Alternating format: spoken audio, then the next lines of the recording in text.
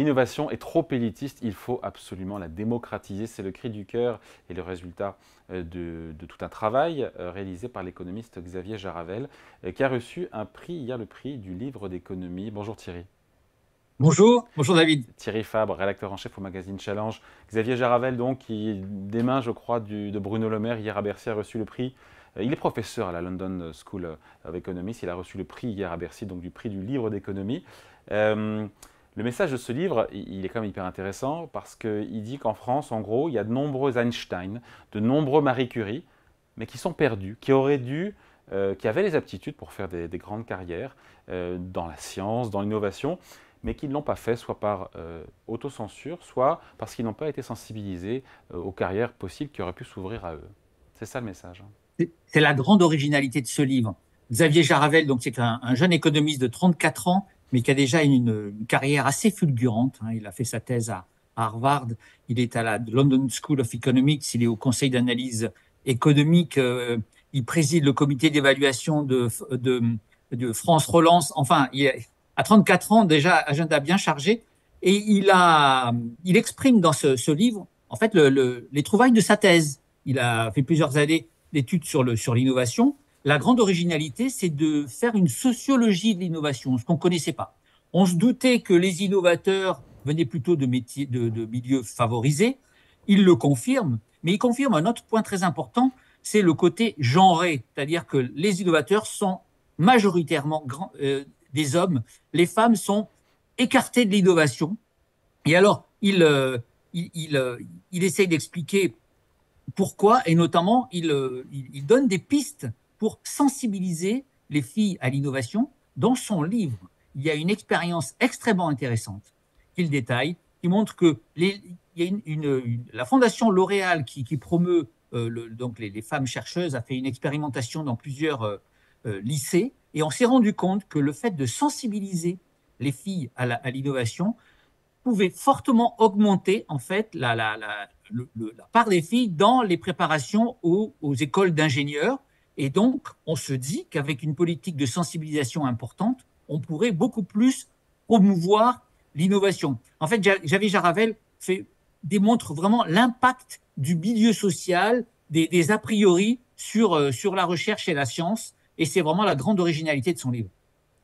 Donc il faut fabriquer, diffuser le goût de l'innovation à l'ensemble de la population, notamment les femmes, et aussi peut-être aussi les milieux plus modestes, parce que ça reste effectivement très, très parisien et très masculin. Ça veut dire qu'il faut décupler ce type d'exemple de la Fondation L'Oréal dont vous parliez, qui va dans les lycées, ou c'est aussi en amont? Vous allez me dire que oui, revoir le système éducatif aussi, mais l'enquête PISA devrait nous pousser aussi en ce sens.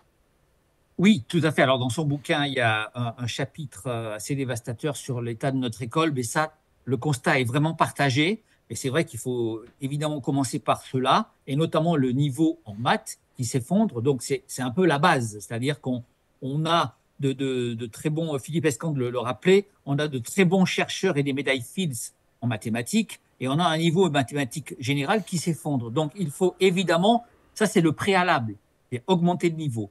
Mais en plus de ça, il faut se poser la question de la diffusion de ce goût de l'innovation et donc se poser la question de l'utilisation des deniers publics. Il y a quelque chose qui coûte très cher en France, qu'on appelle le crédit d'impôt recherche, 7 milliards d'euros par an. Xavier Jaravel a fait un rapport récemment avec Philippe Aghion dénonçant en fait l'effet d'aubaine de cette dépense pour des grands groupes qui, de toute façon, auraient fait de la R&D, et donc cet argent est en partie gaspillé. Il propose, lui, de le diffuser beaucoup plus sur les PME innovantes, mais il dit aussi que cette politique de sensibilisation à l'innovation qui n'existe pas, elle ne coûte pas très cher. Ça ne coûterait pas très cher de faire de la promotion dans les lycées et les collèges pour augmenter justement notamment la proportion de filles dans les écoles d'ingénieurs. C'est quelques dizaines, quelques centaines de millions d'euros, mais d'après Jaravel, ce serait extrêmement rentable. Il a calculé que s'il y avait autant d'innovatrices que d'innovateurs, il y aurait un impact massif sur le PIB, sur la productivité. Il chiffre ça même à 650 milliards dans 25 ans. Enfin, il a fait tourner son modèle, mais non, c'est pour matérialiser le fait que c'est très concret.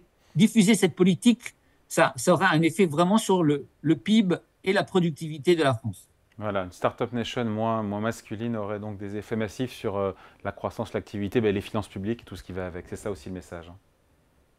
Absolument. Et c'est pour ça que je me souviens de ce slogan Startup Nation d'Emmanuel Macron en 2017, ça lui avait été énormément reproché. Parce que la Startup Nation, c'est l'élite des startups, c'est le petit milieu parisien ou des métropoles qui innovent.